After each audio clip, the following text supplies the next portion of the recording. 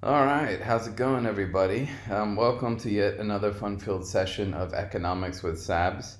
Before we get started, I want to just show you guys my DJ skills. Witta, witta, witta, witta, witta. Wasn't that awesome? Yes, I am really bored and really tired and exhausted. All right, without further ado, I don't think this is going to be a very long session. Yesterday, we talked about the different ways of measuring national income. And we talked about some of the pros and cons of each method. Today, we're going to look at why the hell national income statistics are gathered anyway. It's really not a complicated session, so I'm going to go through it fairly quickly. So the definitions are pretty straightforward for national income. The job of compiling and making these accurate figures is a pain. It's complicated and really expensive. So every country has an organization that's in charge of enforcing and ensuring that the standards are pretty decent. The United Nations, the UN, also have a system of national accounts, SNA, in place. And that helps, data gathering in several different ways. Just remember that these statistics like GDP, GNI, all of these things, um, look, they're kind of like a report card for each country.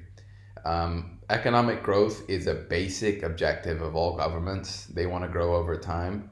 So these statistics help us judge whether or not countries are doing a decent enough job of meeting that macroeconomic objective of increased growth. All right.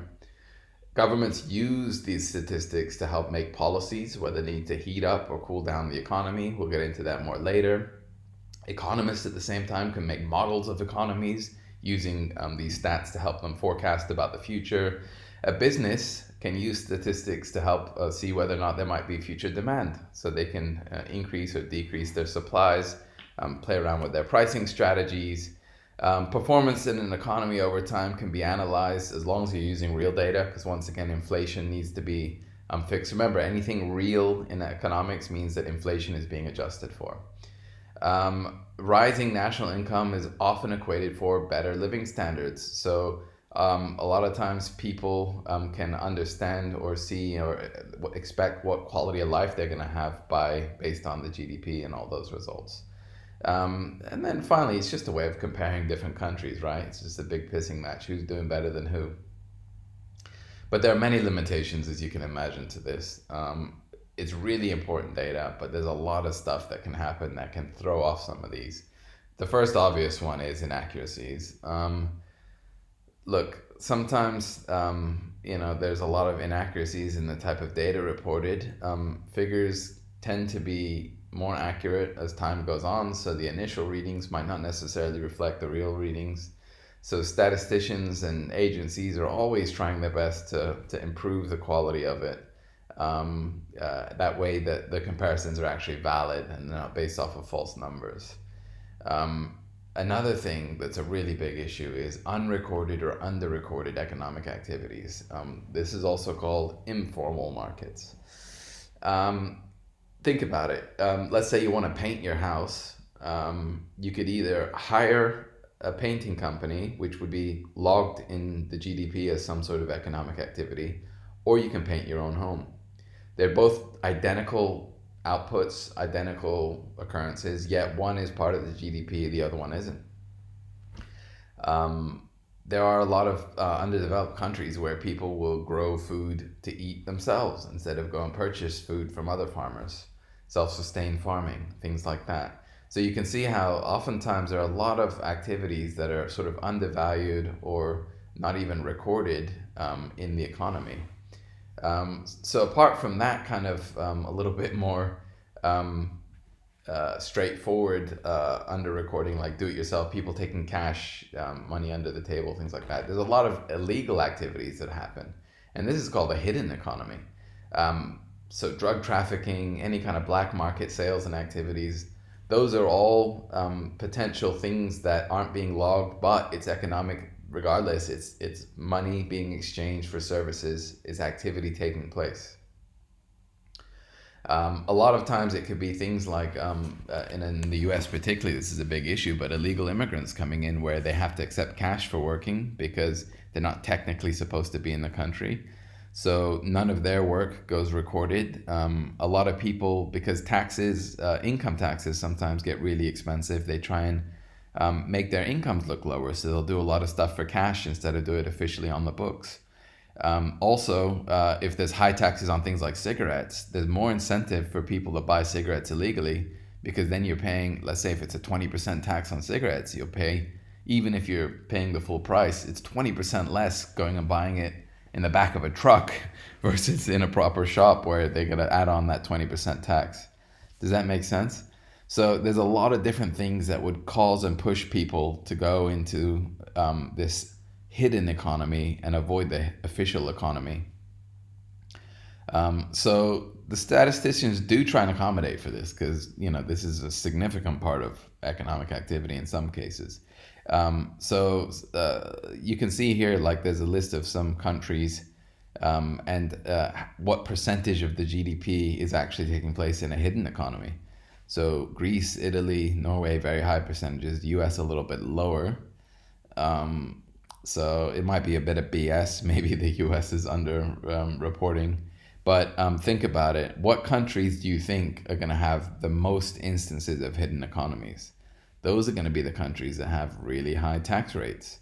So Norway, for example, and a lot of Scandinavian countries have huge tax rates. So there's a lot more incentive to buy things illegally and try and avoid those taxes.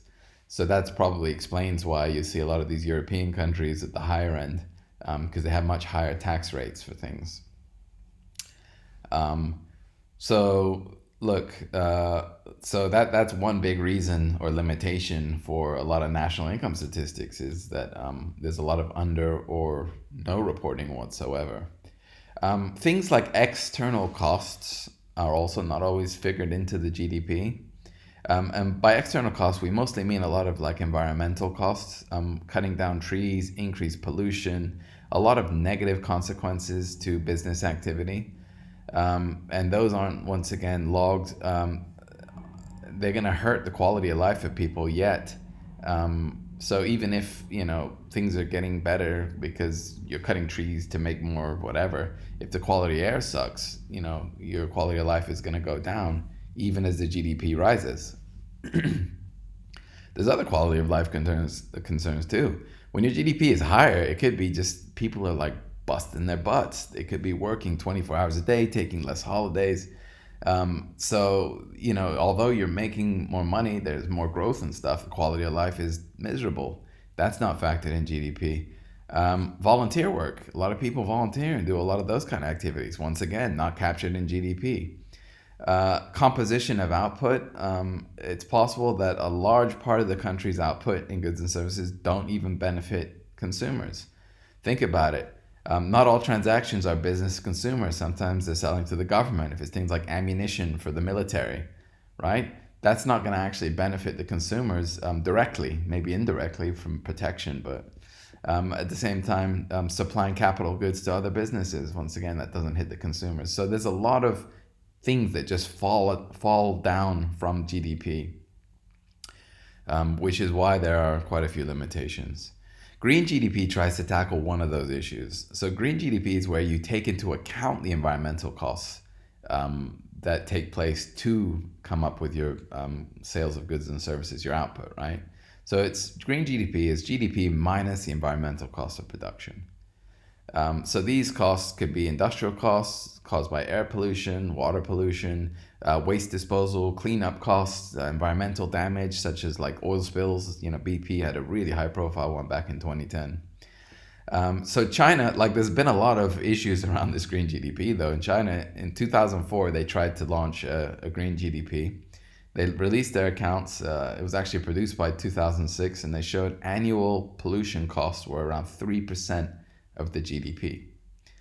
So actually the GDP was overestimated. By that, they'd have to remove 3% due to those costs. But there was so much political disagreement. There were arguments on how they calculated it. And in the end, in 2007, they just gave up on it. India, same thing. In 2010, politicians agreed that they'll be producing GDP accounts by 2015. But once again, it's just something really hard to monitor and take care of. But, there's definitely a major impact of these external costs on GDP. which is why, at some point they're going to try and figure that out. Thank you very much. I hope this was helpful. Only a 10-minute one today. Please like, subscribe to my channel, leave a comment and feedback. Anyway, take care, guys. Peace out, Sabs.